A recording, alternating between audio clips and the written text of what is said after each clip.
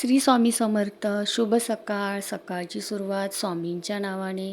चला तर मैत्रिणींनो, तुम्ही म्हणताल हिचा तवा एवढा काळा कसा? तर तो मी स्वतःच काळा केलेला आहे. त्याचं पण एक कारण आहे.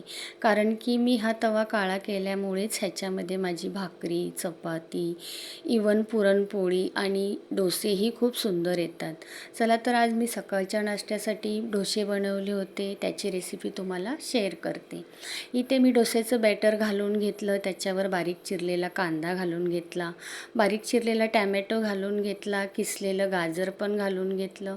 त्याच्यानंतर मी ह्याच्यावर थोडंसं मीठ घालून घेतलं. मीठ घालून झाल्याच्यानंतर मी ह्याच्यावर लाल तिखट घालून घेतलं.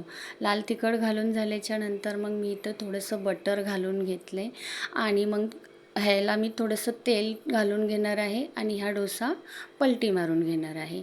ह्या नॉर्मल तव्यामध्येच डोसा एकदम इझिली उकलतो. पाहू शकता तुम्ही, पटकन निघतो. आणि मी आता ह्याला पलटी मारून घेते. दोन्ही साईडून ह्याला खरपूस भाजून घेणार आहे. हे बघा, इझिली निघतो आहे माझा डोसा. हे बघा, पलटी मारून घेतला मी. दुसरी साईड पण मी खूप छान तेल सोडून भाजून घेते. मस्त लागतो, छान होतो, टेस्टी लागतो. तुम्ही पण नक्की ट्राय करा. हे बघा, होत आला आहे आता माझा डोसा. मी काढून घेते. हे बघा, झाला आहे आता माझा. आता मी ह्याला प्लेटमध्ये काढून घेते. हे बघा. चला तर तुम्हाला माझे हे डोसे कसे झालेत ते नक्कीच सांगा. तयार आहेत माझे हिरव्या चटणीबरोबर डोसे. चला तर माझे हे डोसे, चटणी आणि माझा तवा तुम्हाला कसा वाटला हा कमेंटमध्ये नक्की सांगा. बाय.